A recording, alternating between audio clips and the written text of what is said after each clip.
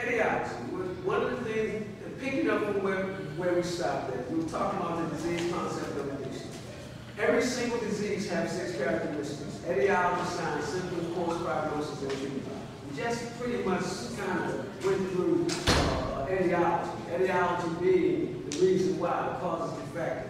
Every disease has a cause and factor. Pretty much it's either through hereditary or you catch it. And with the disease of addiction, it's the same thing. You either get it from a family member somewhere along the line, or you use to the point, then you get it. You know? And like for me, I don't know which one. I think I have a little bit of both. I know that I grew up descendants of alcoholics, but also grew up in an environment that had my individual life predisposed to do something. Whether it was alcohol, whether it was drugs, I definitely did not feel good about myself. I grew up in that time period, that environment. I'm not blaming it. I'm just saying the influences in my life. I'm a black man in America.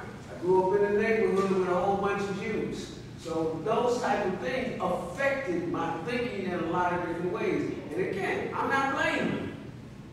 I'm not blaming. I believe that if it was meant, probably me, the way that I thought and looked at life, no matter where I was at, I'd have found something. So I remember those things. Anyway, every disease has 6 characteristics. And we kind of touched base on them. And before I go to the rest of the characteristics, I want to ask, anybody have any questions?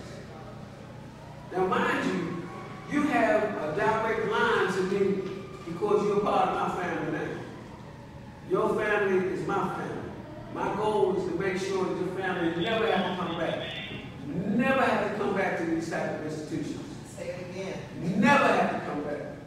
Oh, don't think that I mentioned that I was also in this institution. I often forget that I also am a product of this institution. And God has his comedy type thing. Sometimes, I wonder if he's the master joke teller too, But it's just interesting that I'm also a product of this same institution. And when I was in this institution as a client, I was also a professional at that point. Hadn't used the drug in many years, but our disease affects us in many, many ways. And my disease, the same disease I'm talking about, I'm not separating diseases, and I still have not drank a drug in over 20 years, but the disease of addiction affected me in other areas. See, addiction is a pathological experience with a mood or pathological relationship, a sick relationship with a mood-altering experience. I still haven't said a drug. Something and anything that can change how I feel, will make me feel good, better, or different. If I get caught up in it, zoom, I'm off to the races. Anything that makes me feel good. Now, I didn't believe that, by the way. That's why I ended up back here. I didn't believe that if I get caught up into feeling good by women, feeling good by money, feeling good by gambling, any of those types of things that have the ability to take my thinking somewhere different than looking at my priorities. My priority became the substitute addiction. My priorities became the substitute addiction. The disease of addiction.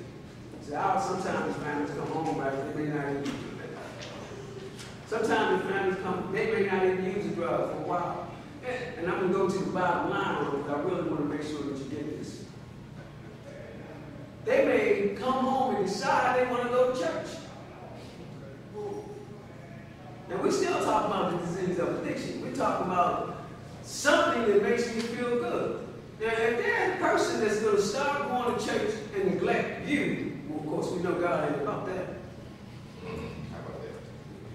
But if they're going to go to church and never be available for you, never be available for family, then are they really doing God's will, or are they just obsessing on something else? So when we talk about the disease of addiction, I'm not just talking about chemical substance. I'm talking about any obsessive compulsive behavior pattern